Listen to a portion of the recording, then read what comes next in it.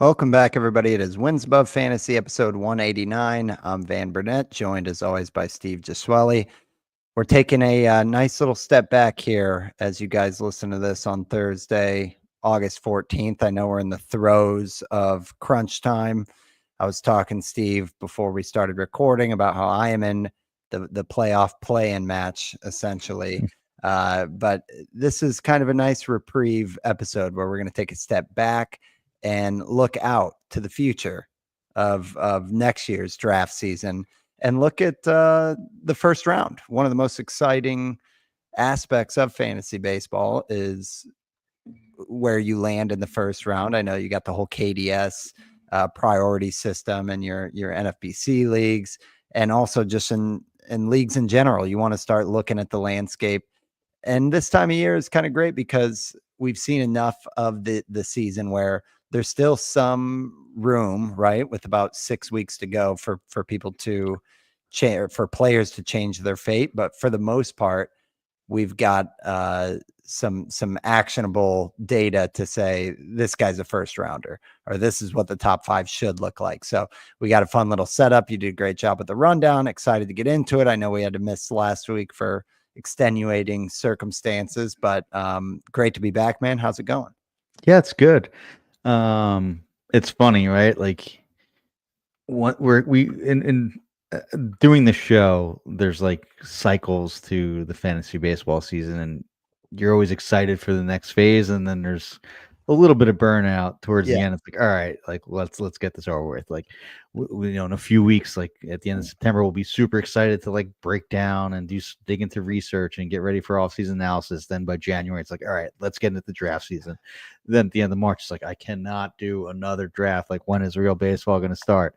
And now it's like August. Like, we did our schedule show. Like, there's playoffs happening. A lot of leagues are, Yeah. Well, it's the you know, seasons yeah, of the league. yeah. And So and true. and now we're already looking forward to 2026 and draft season, right? It's funny. It's very much a grass is always greener type of thing. So, we do shows in the moment too and appreciate it. So, this is always fun. Like, it's nice because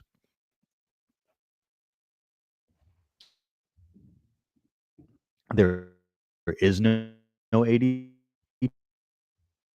yet, right? So, like, this is as fun as it's our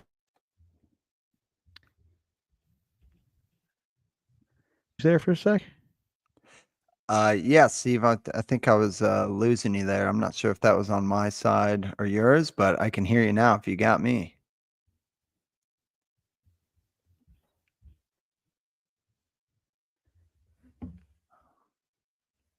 Oh, I think we're back. Yeah. Yeah, I gotcha. Yep. All good. Yeah, but like it's there's no ADP here, right? It's just completely our thoughts and what we think is the first round.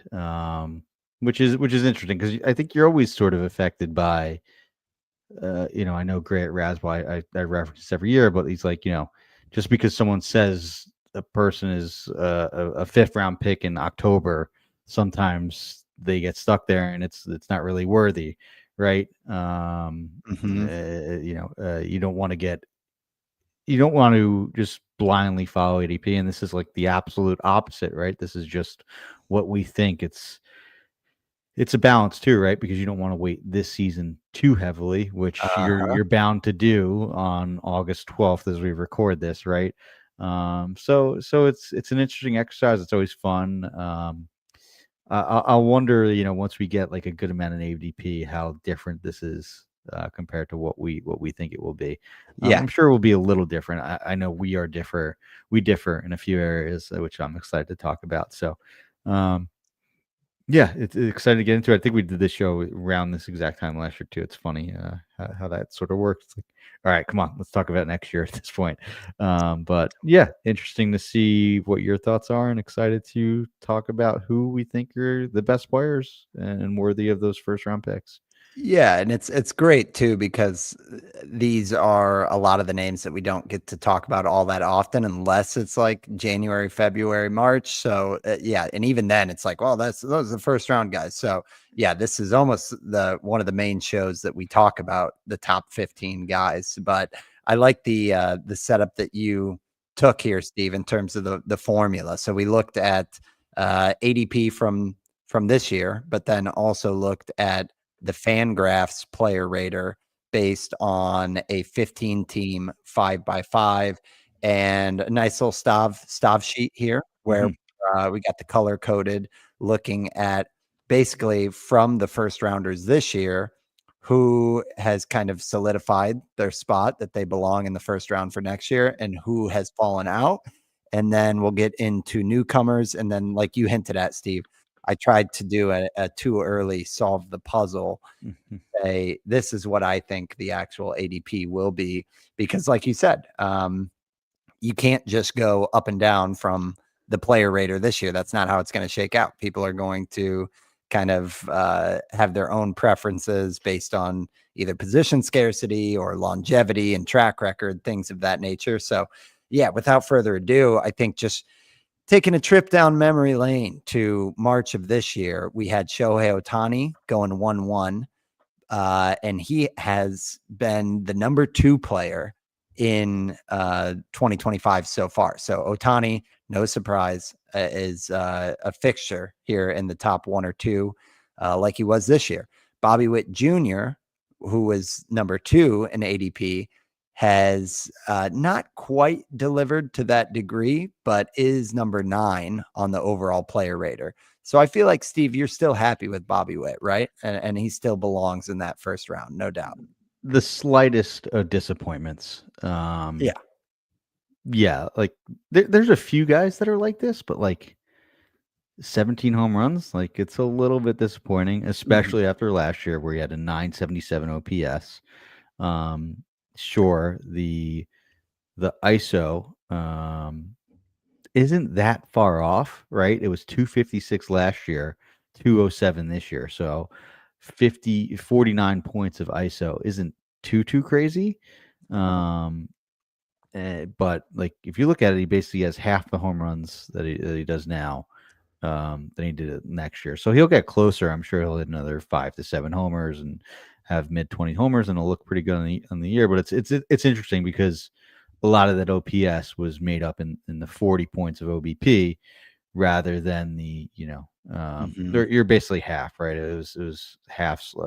The power, I guess, isn't as disappointing as you would expect it to be, just considering on the ISO. But looking at it, he had 332 last year. That's why the ISO was relatively low, right? The difference in slug is close to 100 points. It's just because the batting average was so high last year that sort of deflated the ISO artificially. Yeah, you're pretty happy. You're pretty happy with the 286 average. You're pretty happy with the 30 steals. I think it's you cannot complain about Bobby Witt. There is some things. It's like 4 points more on 5 points more on strikeout percentage. The pace of homers is probably going to fall 5 to 7 short. Right, the 100 points of slug is a little bit disappointing. But it's just a little bit disappointing, right? Under the hood, like the barrel rate's still 13%, really good. Hard hits in line with last year. It's only 7 ticks off, right? 48.1, like versus 47.4%. Like it's good. Like there's hairs. Yeah, this is you're splitting hairs. Yeah, this is not a Bo Bichette like fall from the elite tier, if you will. And I think for a guy who's just 25 years old, that's part of where maybe a little bit of the disappointment comes in, is you kind of drafted Witt. Not only, we knew he wasn't going to hit 332 again, but I think you saw the 32 homers, 31 steals, and thought to yourself, like, it has every reason where it could be even better than that. And I think the stuff under the hood still looks pretty good, other than the K rate climbing up a little bit. But overall, if you're drafting a guy in the first round, I think even if they deliver mid second round value, you're getting that high floor that you signed up for. And yeah, the next guy on the list is probably why you're a little bit frustrated. I don't think Witt should go past pick like 4 or 5 next year. Okay. And if he does, I think it's a steal. Okay. So we'll get into that. But the reason why you might be a little frustrated if you took Witt at 2 is because of what Aaron Judge has done, who has been the number 1 player. We've talked about how really it's similar to Ohtani. We'll see what the home run race looks like. I know that Ohtani and obviously Cal Raleigh have started to pull ahead of Judge, but the 337 batting average is above and beyond expectations, and it puts him, in my opinion, kind of safely as the one overall player right now, just because average is kind of an overlooked category and one that's hard to recover from if you don't invest early on. So if you can get a 50 homer guy that is now, you almost pencil him in to be like 315 as a floor just from hitting 322 last year and almost 340 this year. His XBA is, I know, at 303, but this is just such a bona fide hitter. And it seems like at age 33, that's not that much of a concern for the skill set that you get from him. I know it's been a little bit of a cold stretch in August here, but you know, we would all be surprised if he didn't pick right back up the rest of the way.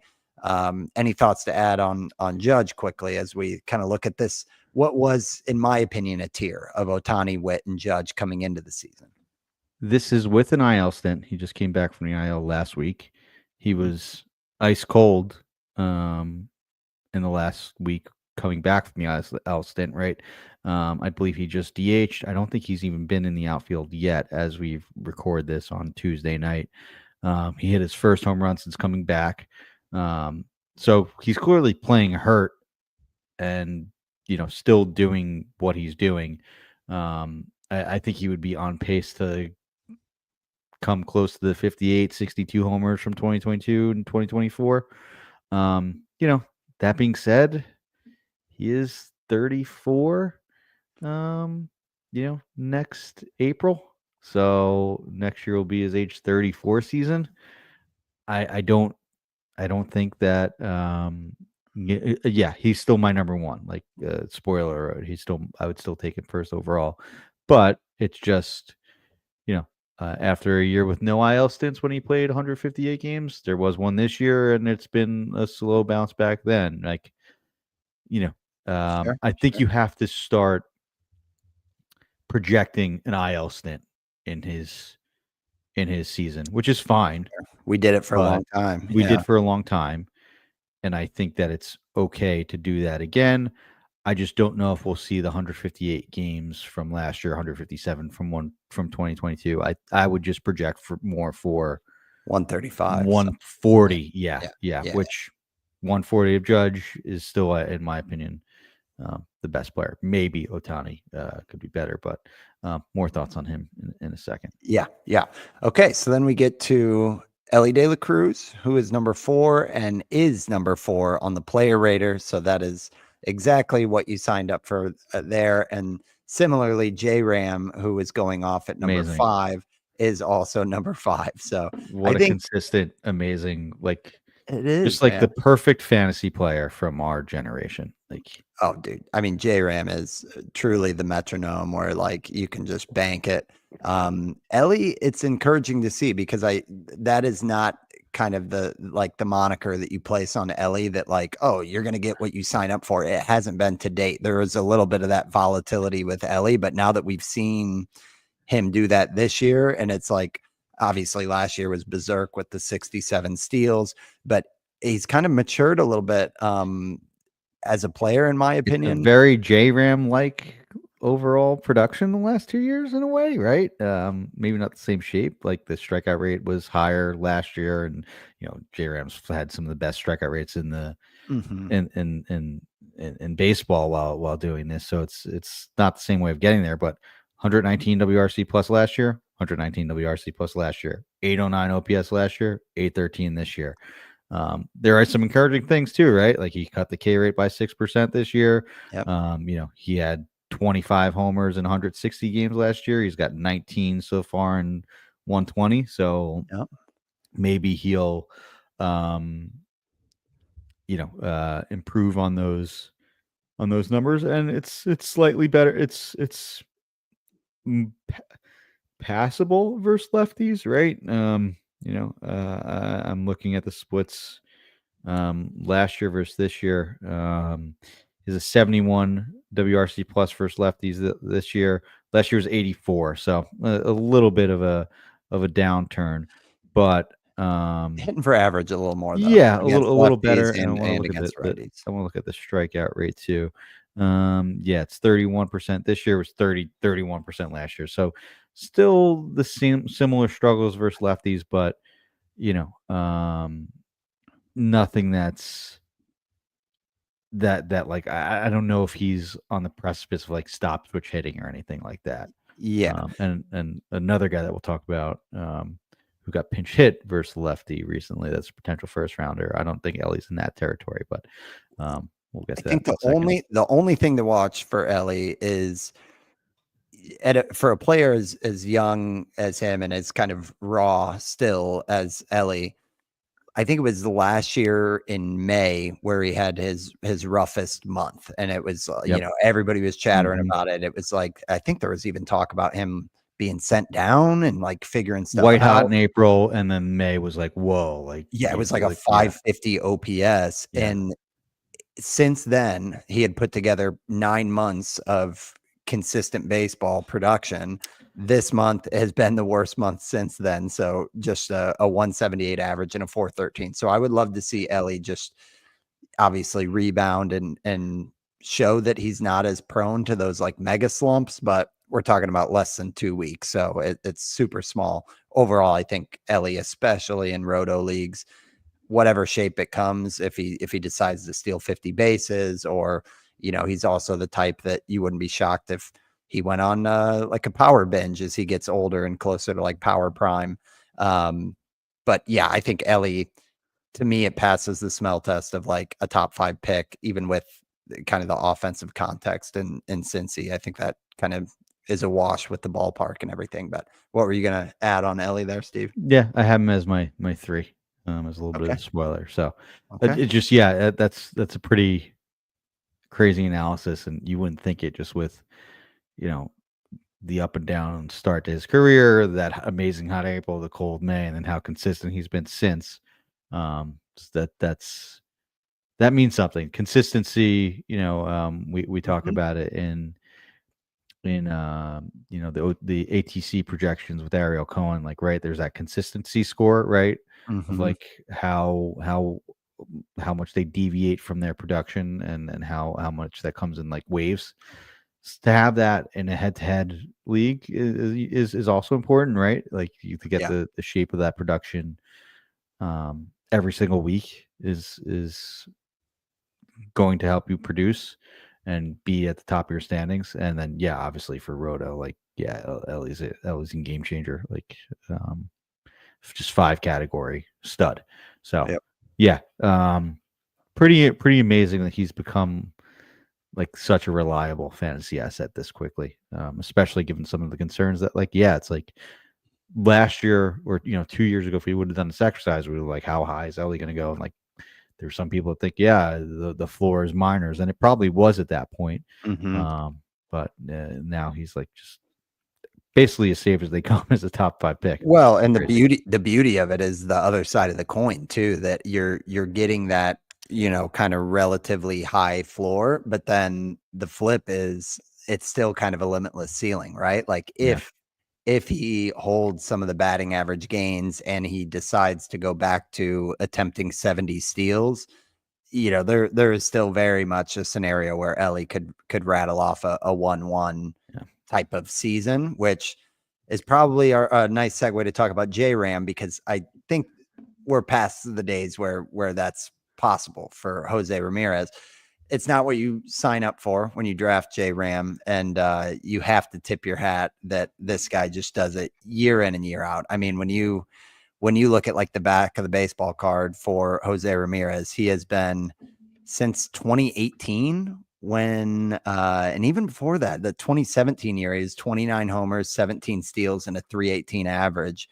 Like ever since then, you're talking about what, like 8 or 9 seasons in a row of just completely steady production. There was that one year where he had the most bizarre split. Maybe that was the 2019 year where he hit 255. I feel like it was more recently than that, where he was like ice cold for the first half of the season.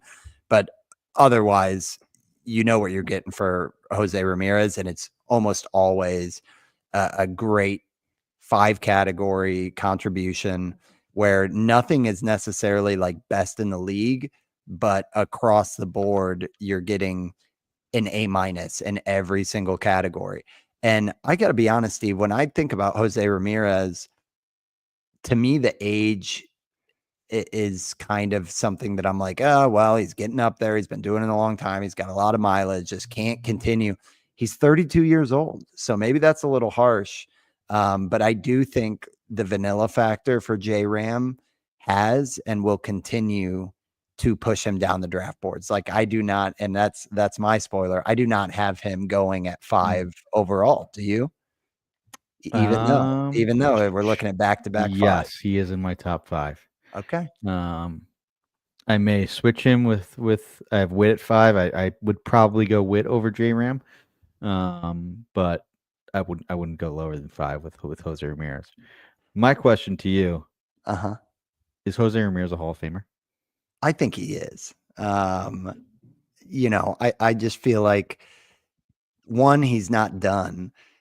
2, like when you look around at how many people have been doing what he's been doing from 17 to 25, I think he only needs like 3 more seasons. We were all just talking about with Kyle Schwarber in our like home league thread, and we were like, he's in like the Hall of Very Good. And it seems like he would have to have like a David Ortiz type of production into his upper 30s to jump over. But I think Jose Ramirez, if he retired today, I would say no. But I think knowing that he's got the steady production for at least 3-4 more seasons where it might not be amazing, but it could be kind of like a Jose Altuve, kind of regression, but still contributing. I think that'll be enough to get him in there. What do you think? I'm leaning yes. He's currently at 278 homers, 276 steals. So he'll get the 300. I don't know offhand how many people have 300 homers and 300 steals, but it's probably a pretty good list. 7-time All-Star, 5-time Silver Slugger, never higher than 2 in the MVP vote. So no MVPs, but it does have a bunch of top 5 finishes, a top 6 finish. So the fact that he never got one is probably a little bit difficult, and there's nothing really bold on his page other than some doubles, which on the Baseball Reference page, bold is league leading category. So he's led the league in doubles twice, led the league in runs in the shortened 2020 season, and also some intentional walk leads there, just because it goes to show you how he's basically been the only person carrying the team. Carrying that Cleveland Guardians team. So pretty crazy. He's already at 17 intentional walks this year, which is pretty nuts. But yeah, I think he needs to do it for a few more years, and I don't see why not. But he would need to fall off pretty hard for him not to be a Hall of Famer in my book. Yeah, I mean, it's 13 years, so maybe there needs to be a little bit more, 2 to 3 more years of basically this production. So here's the quick, and some of this is a little bit of a AI Google report out, but there are, let me see if I got the number right. 4, 5, 6, 7. There are 8 members of the 300 club in MLB history. 4 of them are in the Hall of Fame. But I think, who are the 4 that are not in the Hall of Fame that are in the? Well, hold on a second. So it says the Hall of Fame members: Willie Mays, Andre Dawson, Barry Bonds, and Bobby Bonds. Well, Bonds isn't in the Hall of Fame, so well, there's the AI glitch right there. Yep. And then the other ones that they have, Reggie Sanders had 305 homers, 304 stolen bases. Steve Finley is in the 304 homer, 320 steals, and Finley's not Hall of Fame. Not in the Hall of Fame. A-Rod is easily also not in the Hall of Fame, and he's not in the Hall of Fame, I would think. Yeah. And then so Carlos Beltran, is he? No, he is not, but close. I think he'll be in I feel like he'll get it. relatively soon. Yeah, and so Carlos Beltran is 435 homers and 312 on the steals. So yeah, J Ram would need another 150 homers. I don't know. I mean, that'd be 5 more 30 home run seasons. Like, I think he could get to 400 homers. The steals will probably dry up. Yeah, But I he needs ran the stat head um search of just 300 just to test AI. It's Bonds, A-Rod, Mays, Dawson, Beltran, Bobby Bonds, Reggie Sanders, Yep, and I Steve got Finley. this. Yep, I Yeah. got this is baseball reference on that one. The Hall of Ye- Fame was the AI. Yeah. You got the So baseball reference they up too. let us down. So Yeah. don't use AI when you're Yeah. podcasting, folks. Okay, well we talked about J Ram, Ellie, Judge, Witt, and Otani. We're getting to more names and the newcomers to the first round discussion next year. We're going to take our first ad break. We'll be right back after this.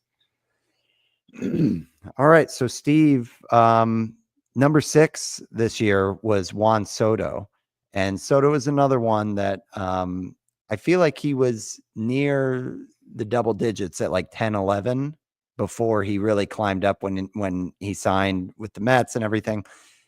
His season player rater rank is 10. So Soto is also just kind of steady Eddie. I think that there's a little bit of the sheen is wearing like, you have to remind yourself that Soto's 26 years old because it seems like he's been here so long. And there was a time where he was like in the top 3 and 4.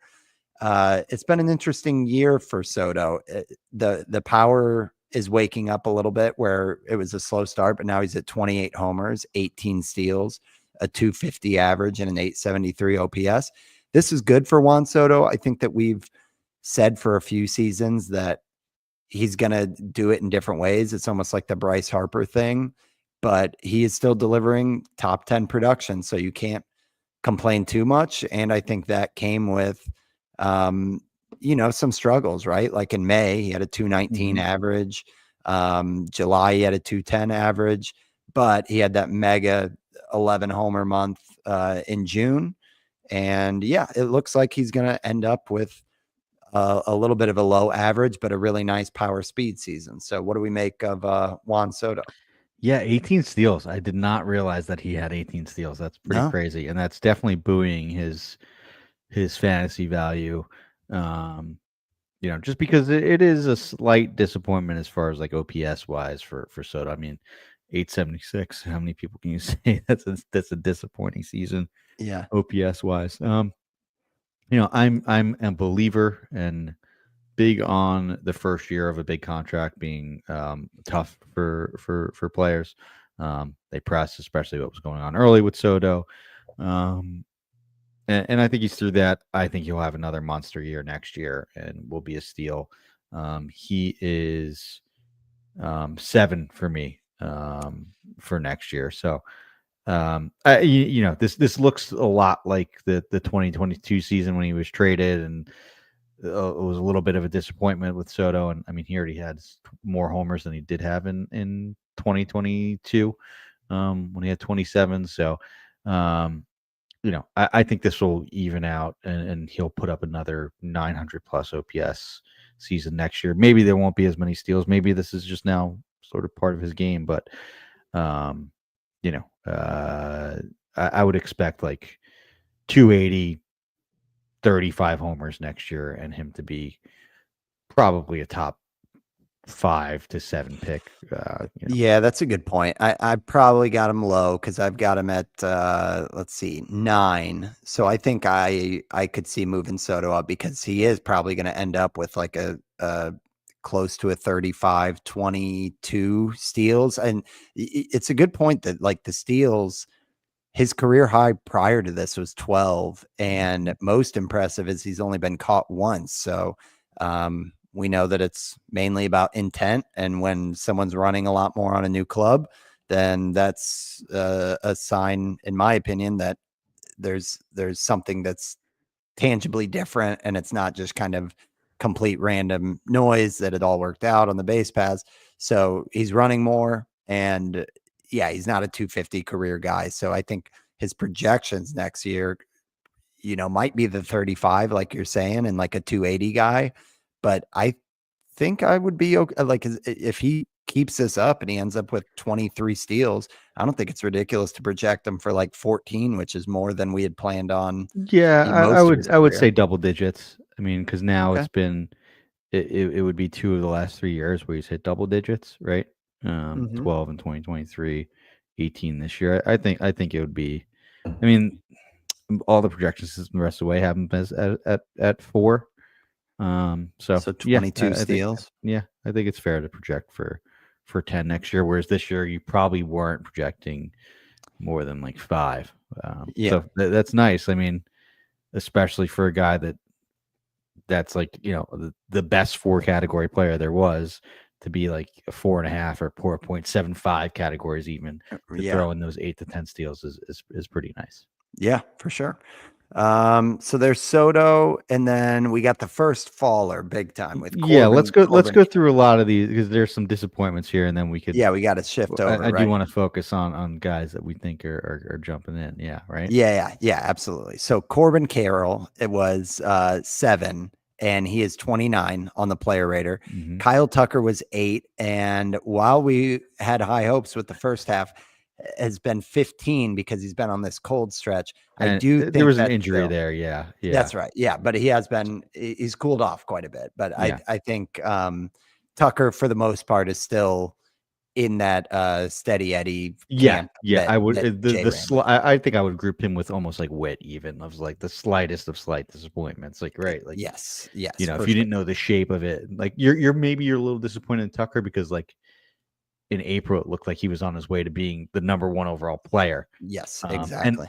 that same thing also happened last year, right? Before the shin injury. Like, all right, just give us a non-nagging Right. injury Kyle Tucker year, and you're probably going to get like a top 3 player. Yep. So I think I'm going to be pretty high on him next year. Yeah. Yes, indeed. Yep. I'm in the same camp. Yeah. That's reflected in my list. And then Same.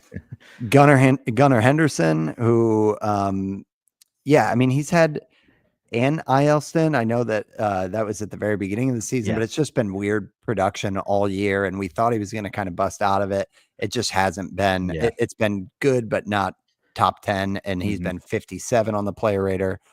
Disappointing for sure. Definitely. Yeah. Yeah, big time, big time. After we thought he was kind of Hmm. solidified there, Hmm. and then you got Vlad, who it's a very Vlad thing for him to go 10, and then where he's at right now is 25th on the player rater.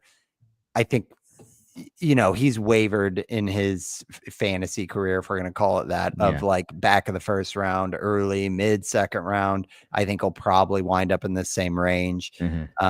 And then let's also talk about Tatis, who is going at 12. I know, Steve, you were really high on that one, and Hmm. I was too, honestly, because it just felt like you were going to get the ceiling for free in a way, but we just haven't seen the ceiling No. this year. So I think we're starting. I do think next year will be the first year where Tatis is kind of appropriately priced. Like, there's enough exciting options Yeah. around to where you're Yeah. not going to be like forcing him into the top 10 or top 12. And I think the pitching landscape is going to influence that a little bit too. Then I Mookie, think yeah, Tatis next year has potential to be a really, really good buy. Um, there's a lot of improvements under the hood as far as like, this is the best walk rate of his career, the best strikeout rate of his career. That is with the second worst barrel rate of his career, right? At 11.5%. For worse, that's still what, 75th ish percentile. But you would want you dream of the days of him having the 19.5 and 20% barrel rate and pairing that with some of the plate skills, but maybe that's not happening. The hard hit rate still is really good at 52%. The max EV is down. Like that goes to show me that yes, maybe it is a little bit of aging, though it is like his peak seasons at age 26. But that goes to tell me that there's something taken off the top to not strike out 22% of the time, 28% of the time, 24% of the time, like he did in those amazing years, and he's still hitting the ball hard enough. It's just, the ground ball rate is just not what you want it to be. Mhm. At 50.7%, that is by far the worst of his career, the lowest fly ball percentage of his career, lowest homer to fly ball rate of his career. So, Mhm. worst pull percentage. So there is some sacrifice he's making to get to that K rate of just 18.6%. I just wonder if he could potentially marry the two, and if he does, when he's going in the second round, it could make people look silly. I'm a Tatis stan, like, one of my Oh, I favorite hear you. players. So I hear you. I am looking through it with rosy colored glasses, but it's definitely been disappointing. Like, I don't even know the last time he's homered, and his I want to say he had like 8 or 9 homers in April. Yeah, he had 8 homers in April, 5 in May, 2 in June, 2 in July. Oh, Has not homered in August. oh, yeah. No, I'm with you, man. I mean, what we've seen from him, that like explosive package of power, speed, athleticism, like when Tatis is looking right, I don't think I'll ever be able to get over him or Acuna. And it's kind of sad that like too early in their careers, like 2 years ago, we would have thought Tatis and Acuna were going to be fixtures in the top 5 for like a decade. And now I think the exciting part from like a fantasy investment standpoint is that it does feel like finally there's going to be draft day discounts to like, buy the dip basically. Um, and Acuna is a much different case, obviously, with all the injury stuff. But yeah, for Tatis, it's like, where do you think? Do you think he'll be? Because again, looking at what he's done, hasn't been terrible. He's 32 on the player rater. Do you think he'll be like late second round? Does that feel right? I think you'll be mid to early second, like, just because of name value and potential. Okay. All right. Yeah. That'll be a fun one to track. Mookie Betts will not be in the second round No, next year. no. He is 110 on the player rater, and even that is, in my opinion, a little bit generous when you look at the line of like 12 homers, 8 steals, a 242 average. Um, it's just been rough for Mookie. I know it was a very strange start of the year with like him losing 15 or 20 pounds or whatever that was. And it was kind of like, he was sick. People lose weight. Maybe he wasn't lifting, but you were just kind of waiting for, again, a 32-year-old. He's a really interesting comp right next to Jose Ramirez because I think Mookie, people almost think he is Cooperstown bound, but his career numbers are not Jose Ramirez's, and they're the same age. And it looks like Mookie, he doesn't have the barrel rate, he doesn't have the bat speed. He's slowing down on the base paths. Like, this could be half of a podcast looking into what's happening with Mookie Betts, but definitely like his pull air rates have gone down, his ground ball rate has gone up compared to the past couple seasons. It's just been a weird, bad year, and it's like other than fastballs, like it looks like he's just really struggling to hit any breaking balls. A 175 batting average on those. I don't know, man. I know you've been fading Mookie for like a couple seasons in a row. Obviously, you're not cheering for anybody's demise, but do you see Mookie bouncing back to be like a fantasy stud, or is this kind of lack of underlying skills catching up with him a little bit? I see him bouncing back to his 2024 pace, Okay. when he had 19 homers and 16 steals and 516 plate appearances and 860 OPS. I really think that, what happened early in the offseason with him, with losing all that weight, like, right? Like, players talk about how much weight they lose throughout the season because it's such a grind. Just playing every day, traveling, playing every day, working out, staying in shape. Players lose tens to 20 pounds, just anecdotally, like, throughout the season. imagine losing that base before you even start, moving to a new position, being elite at it defensively after he wasn't last Mm-hmm. year, Mm-hmm. right?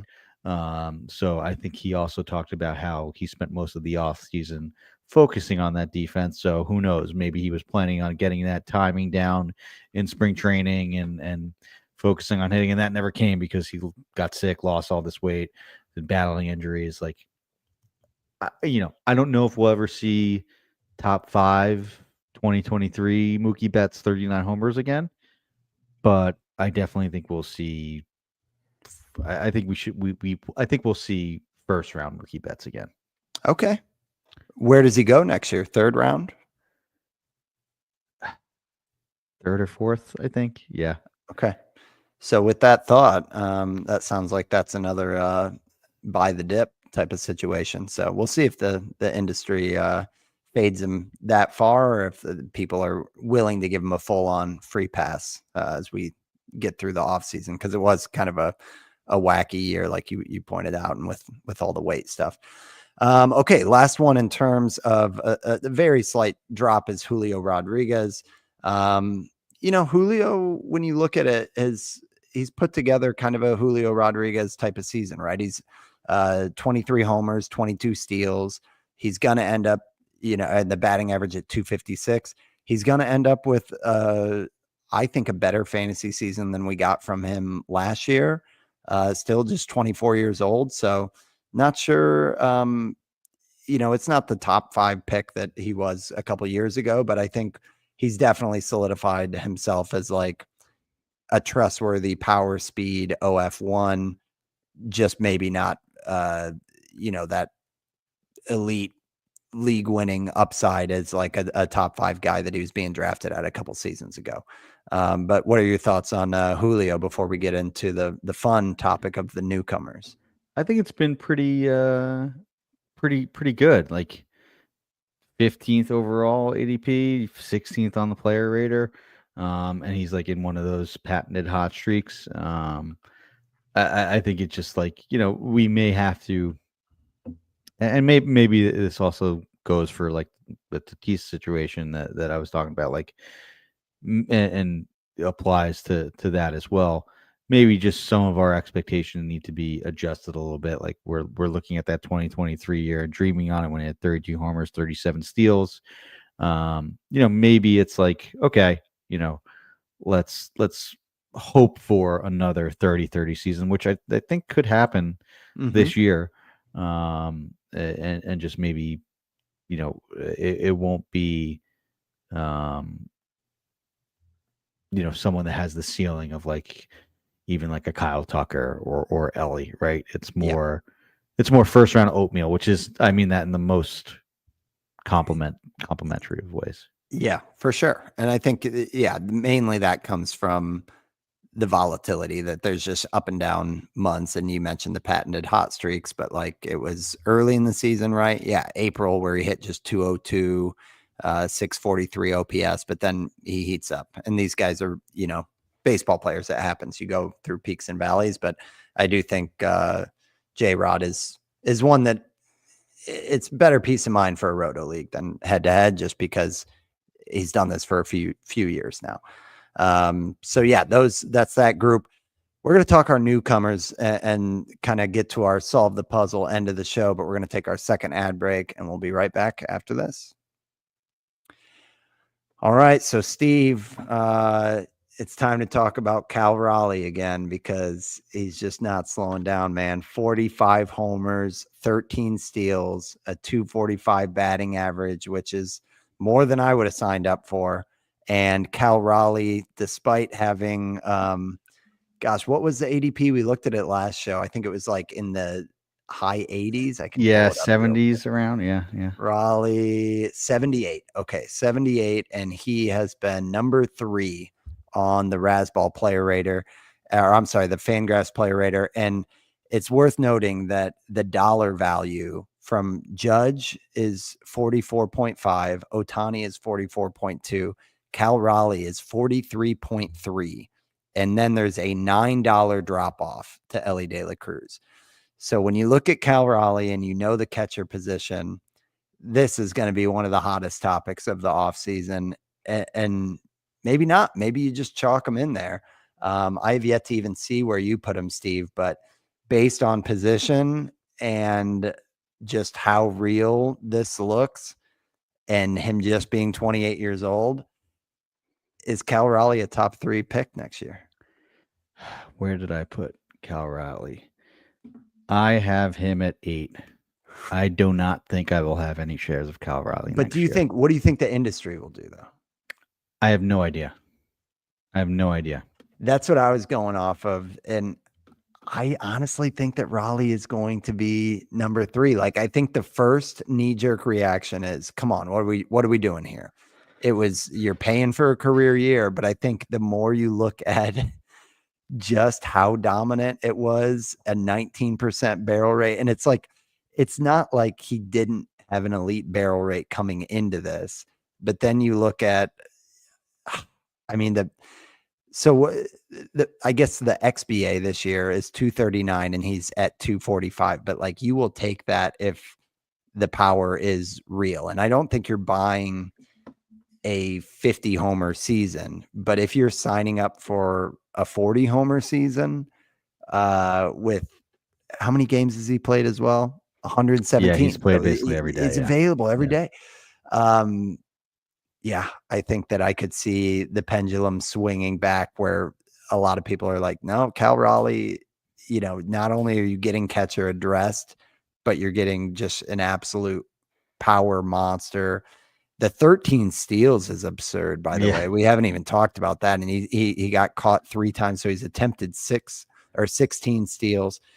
Maybe you're right, Steve, but the auction calculator or the dollar value is just insane how big of a drop that is. And, a lot of that, even in a season when catcher eligibility or the catcher scarcity hasn't been the problem it has been in the past, I still think it's such a game changer if you've got Raleigh on your roster. So yeah, thoughts on Raleigh. And then I did put him at 3. You've got him at 8. I hear you on not having shares, but absurd production. I just can't buy what is so clear to me. Like like I can't buy at the top. So much of this looks exactly similar to his last year, which was great. But and sure, maybe if he played the the 7 more games, or you simulate that again, and there's closer to 45 homers than the 34 he had last year. I just find it hard to believe that there is going to be another season where he hits this many homers. What about the pull? Time. What about the pull? Yeah, the pull percentage is interesting, but I think we also talked about how pull air and sweet spot percentage is like, yes, those are great things, but it's also just an indicator of a hot hitter. And Raleigh, I think, is just someone that's been hot all year, and no doubt in my mind he will be the number 1 catcher next year. No doubt in my mind that I think he'll have close to 40 homers again and be extremely valuable. I just don't know, like as a catcher, how hard that is to do. And maybe the fact that I'm saying that is like, then what are you talking about? Take him top 5, just to get that at such a valuable position. I just can't do it. I think that he'll have seasons much more similar to 2022 to 2024, rather than this one, which is still really good, but in my mind, not a like almost not a first round pick. Like, I don't know. Maybe I'm this. I could easily be getting cold take exposed here, but I'm buying the track record of the previous 3 years rather than this one. Yeah, I mean, I know what you're saying, that if you look at 23 and 24, it kind of nets out a guy who's a 225 average, 32 homer guy. This year, the batting average at 245 is a 20-point jump from that average. And then he'll probably round out with, I don't know, 53 homers. And you're getting 20 more. So like, I think to justify it, you would have to say, okay, he is turning on fastballs. I mean, that's where he's been. That's the biggest delta is, yeah, he crushed fastballs the past 2 seasons. He freaking demolished them this year. And the bat speed went up a little bit. The pull air rate went up big time. Will the league adjust just because it's been such a big thing? He is only 28. I think that the argument for him to be even a first rounder is he has to be 235 with 40 to 45 homers. In terms of average, the steals you're not going to count on. Imagine, you can throw that and out. imagine. I just can't imagine starting my team with a guy that's basically sure to be a batting average liability. Like batting average is the hardest thing to find. I know that having this at this catcher position is literally a league winner. Like, if you get Cal Riley this year, like you're probably winning your league. But I just see too much of a downside. I think I don't know. I've been selling him all year, and it's completely come back to bite me. Like, yes, 45 homers as we sit here on August 12th, but I just can't. I can't do it. Like, I will not take Cal Riley in the first round next year. I cannot. I really don't think he'll get close to. I don't know. I tried to like lawyer my way out of this take in the beginning. Like, I don't see him having close to this year next year. Yeah, and I think that I'm with you on that. Like, especially on starting your build with Cal Raleigh, it's like you're getting a deficit on speed, you're getting a deficit on steals, and you're addressing a position that now has more talent than it has in 10 years. But I think the industry might have enough people that are basically saying, I believe in the big dumper being like a 45, 50 homer guy. He's hitting peak prime and it's a catcher. Maybe 3 is too high. Maybe it will be more like 8. So you do still think he will be a first rounder, just you're not going to buy it. Probably. Yeah. I think he'll be end of the first round. Okay. I will not take him now. Okay. It'll be interesting to see what his average does the rest of the way too, because he will have the pop, but the average is an interesting thing. And I think his off season will have a ton of focus in terms of like, was it legit or not in terms of the power gains, because there's a big difference between a 34 home run hitter and a 53 home run hitter. So, okay. So that's Cal Raleigh. Other newcomers, PCA. We've talked about him all season. I think this doesn't have the savant bright red that usually people are drawn to, but I think he has the buzz in general that people believe in and are all about. Like, total firecracker. He's sitting on 27 homers, 30 steals, 258 average. PCA was drafted in like the 130s. I don't have it right in front of me, but season to date, he was 7th, or he is 7th in the player rater. I think there's going to be buzz with PCA. I think he's going to keep running. He's going to still hit some homers. I know he's going through another cold stretch as well, but he just gives me I'm going out there to impact the back of my baseball card vibe. Yeah. Where I think he will end up this season with like 33 homer, 35, 36 steals. And I think that with the big market, all things, I think he will go middle of the first round next year. Where do you have him, Steve? I have him at 9. Okay. That's probably fair. I think that's a good point of swapping him and Soto, where I have Soto at 9 and PCA at 6. I was probably letting the hype run wild there, because very little track record and doesn't have kind of the underlying stuff as Soto. Will you be interested at PCA at 9? I don't know. I don't think so. You want to sit with it?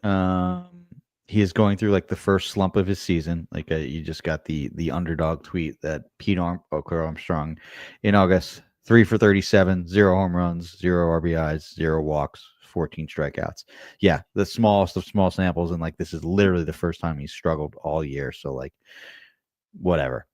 He is the person that I hinted at that got pinch hit for on Sunday Night Baseball for a lefty, which was interesting, right? Like, Mhm. you don't want your first rounder being pinch hit when it's a left on left matchup. Yeah. He has been pretty bad versus lefties in this season. I mean, that's not the end all be all, right? We just talked about Ellie. Like, you can still be a first rounder if you struggle. I'm one. So Ellie's WRC plus this year was 71 versus lefties. Pico Armstrong's is 72. Um, Mm. so it's very, very, very similar. He does have 7 homers versus lefties too this year, which is not nothing. And like also like he plays such good defense that they would never ever sit him versus lefties. Sure, we're Right. talking about maybe one at bat. So maybe it's just that's just taking too much from that one in particular moment.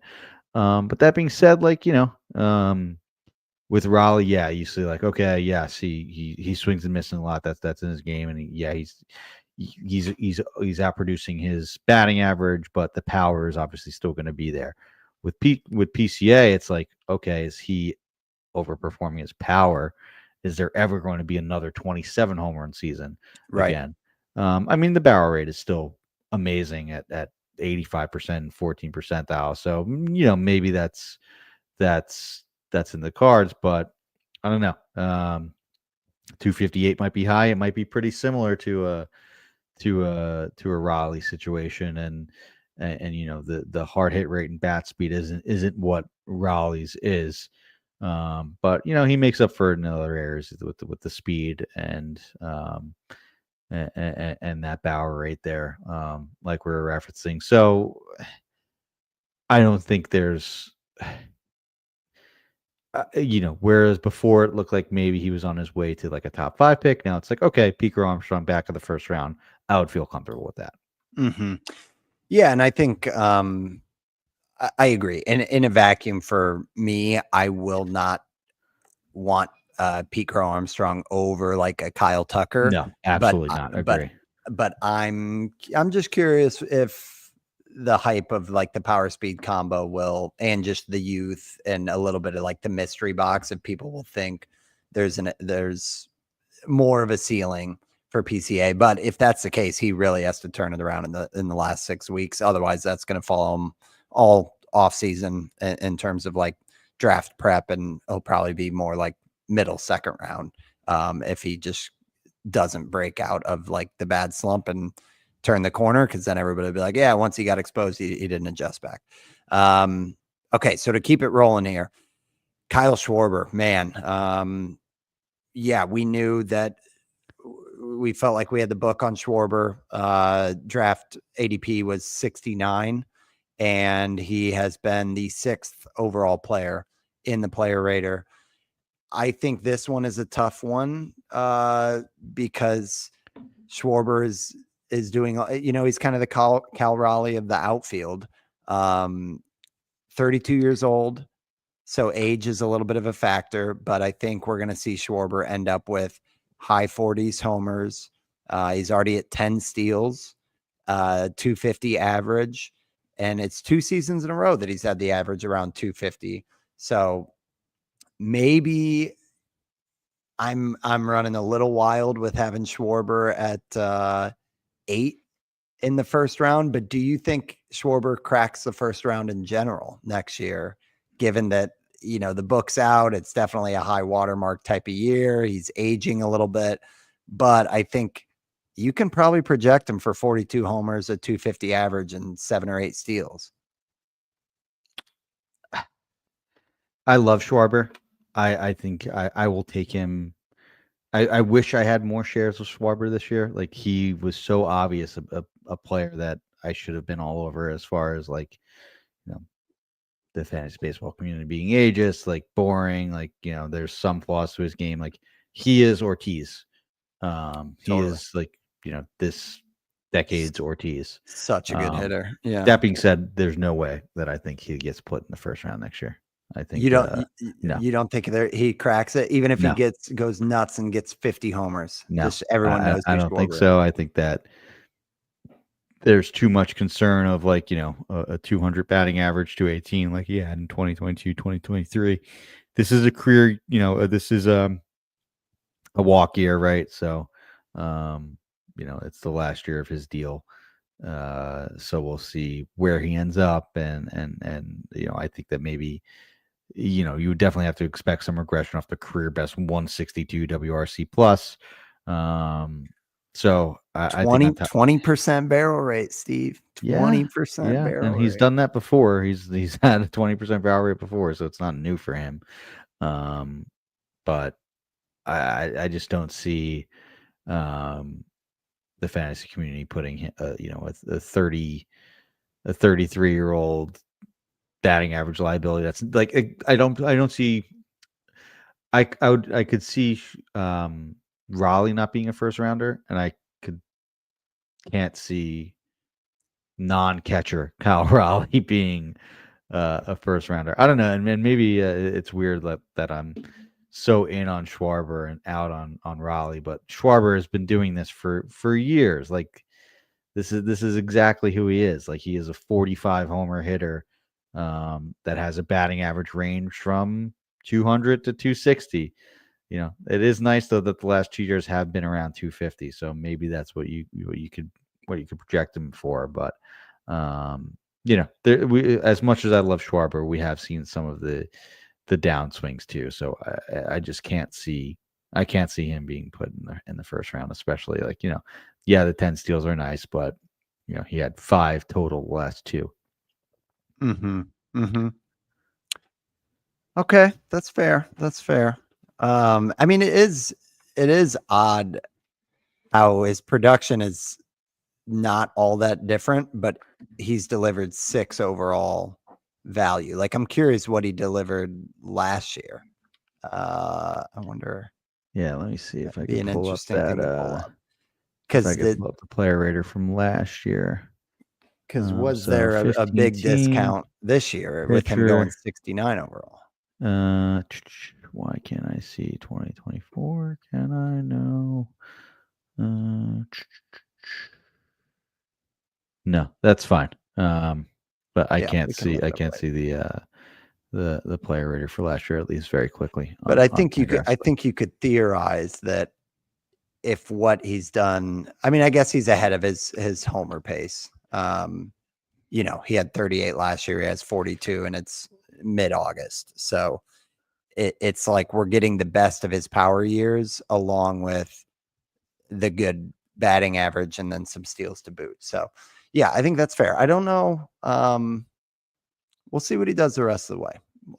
Because if he flirts with high 40s, holds the batting average, has the steals, we might see his most expensive draft day price, but it's probably fair that it won't be first round. I think that's fair. Okay, other newcomers. We got Junior Caminero. We got James Wood. Let's kind of round out with those two kind of youngster up-and-comers. Caminero's been at 17. Definitely has found his power groove in the past few months. James Wood, on the other hand, is kind of going through a slump. Similar to PCA, like the first one of the year, kind of, right? Exactly. Yeah. But he's been 21st overall. So what do you make of these two, Junior Caminero and James Wood, in terms of do you think they either one of them crack the first round? Yeah, I think Wood is a first rounder for me. It just seems like that steady. Sometimes you get in trouble with this, with like with Julio Rodriguez as a warning sign, right? Like to just project growth. Project growth each year, right? But it really looks like Wood is 22 years old, has 25 homers, 14 steals, and an 847 OPS. Yeah, the K rate is a little bit high, and it's been high recently, but there's too much to like for someone that's 22 years old, has a 17% barrel rate, a 55% hard hit percentage, a 118 max EV. Like, this is the player that you make in the lab. Mm-hmm. And I think that you could probably project some growth with the strikeout rate, considering it's a 12% swing strike rate and the 30% K rate. He might be able to get that down a little bit, and I could see him becoming, as he ages, figuring out how to pair that a little bit. It does come at some cost, like we talk about with Tatis, but Wood is just so good at 22 years old that he's firmly in the back end of my first round Okay. for next year. Yeah, I mean, you'd like to see that batting average take a step forward. He's not like a plus in speed, and that's reflected not only in I mean, I know 14 steals is solid, but he's been caught 5 times, and last year he had 14 and he was caught 8 times. So there's a little bit of a question mark. Like, he's not like an out and out burner where he's like a 40-30 career year type of thing, right? So like, Yeah. I think next year kind of the rosy outlook would be the K rate improves, like you're saying. Maybe it's more like a 275, 35, or even 40 homers with like 15 to 20 steals. So what is that? I mean, it's like a mini Soto in a way. Yeah. It's like a Soto with worse plate skills, or Yeah. Soto with a Okay. worse strikeout rate, because he does walk a good amount of time. Soto with Yeah. a high 20s K rate and 20 steal potential. Okay. Yeah. I like it. And I think that's worthy for the turn. What And then about Caminero? What about Caminero for you? I'm interested in your thoughts on him. I mean, I think for one, having rostered him, I feel like every single one of the homers is a solo shot, which is frustrating. Like, he's got 33 homers and 81 RBIs. I guess 81 is Pretty good. Yeah. pretty Yeah. good. Yeah, 262 batting average. I mean, he's not going to give you steals, so that's going to hurt him. I'm trying to think of who this comp would be, but I do think that Caminero had to get through what was well, I guess honestly, now that you look at it, it was a rough April where it was 232 average, but he still had the 6 homers. He's actually been more steady than I thought on the Yeah. power. The power has been pretty consistent, maybe outside Mhm. like that first, maybe like May. I forget whether it's May or April. That was a Yeah. little rough for him. So But if he's a true 40 homer guy and yeah, a 260 average, it's close. I think it's more back end second round, but maybe there's some potential. Like, he yeah, does swing at absolutely everything and still doesn't strike out that much, which is crazy. Like, right. maybe there's some growth there. Like, the ground balls are insane. Like, he's doing this. Actually, wow, they're not as bad as I thought. A 46.8%. That he's really improved on that. Right, because that was a concern, like, after his rookie year when he had like a 61% ground ball percentage, and he does pull the ball in the air a lot. So, Yeah.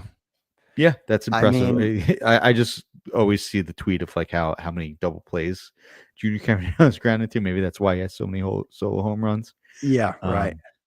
I think Yeah, he's like on pace to set the record for most double plays, or like the most in a while. So he's I think it's encouraging that his slug is even better on breaking balls than it is fastballs. Like, I like that he does damage on those, primary and secondaries.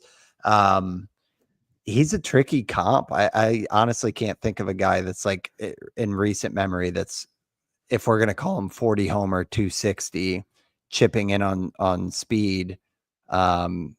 Just nothing comes to mind, but I think he's probably just gonna be early second round. It's a plus that he's third base, to address a position early on. And he's also, 22 years old, but he doesn't have the 18% barrel rate that Wood does, or that some of those other guys does. So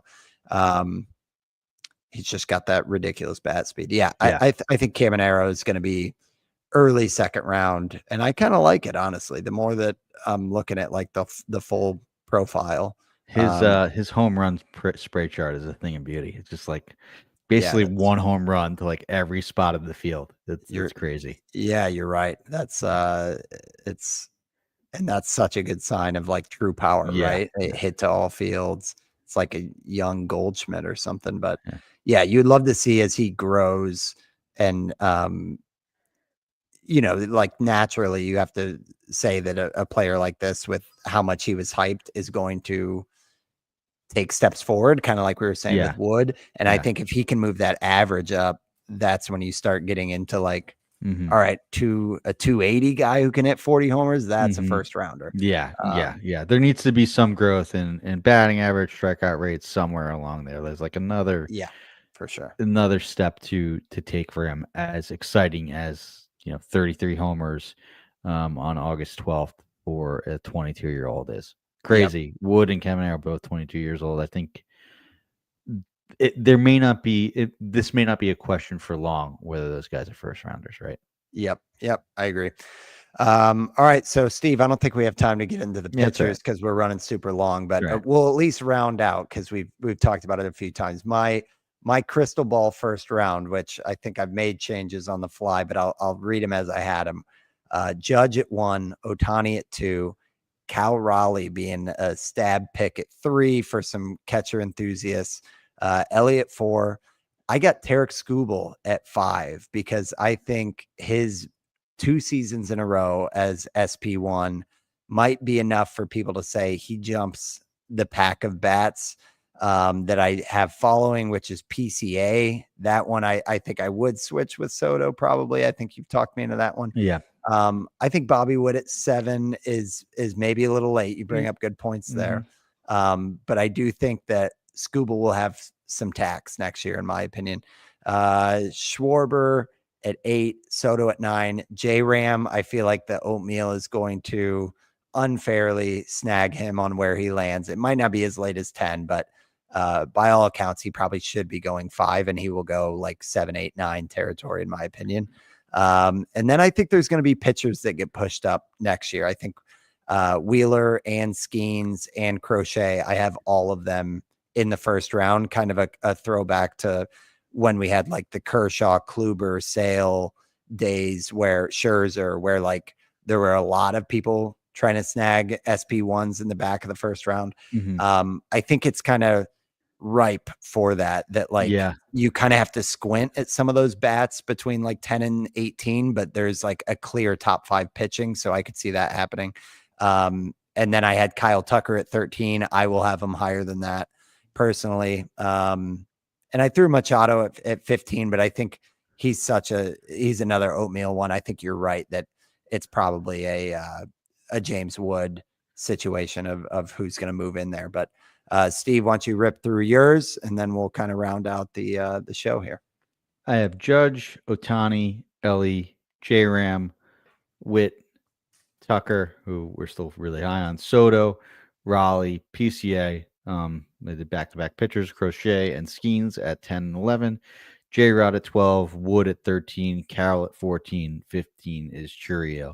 Carroll and Churio, we really didn't hit on it. We could have done a whole other show on this, honestly. Like, I think they're still amazing upside with the 2 of them. They're just both battled some injuries. Like Carroll was looking like he's on the way and proving everyone that the shoulder was no issue, and sort of cooled off a bit. But I still think those guys upside as like 5 category contributors need to be considered for the first round.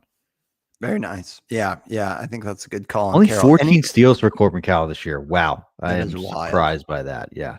I do not know why he is not running. That is strange for a guy that stole 54 in 155 games and 35 last year. Not a good trend to be on as far as steals wise. But, the bat looks great.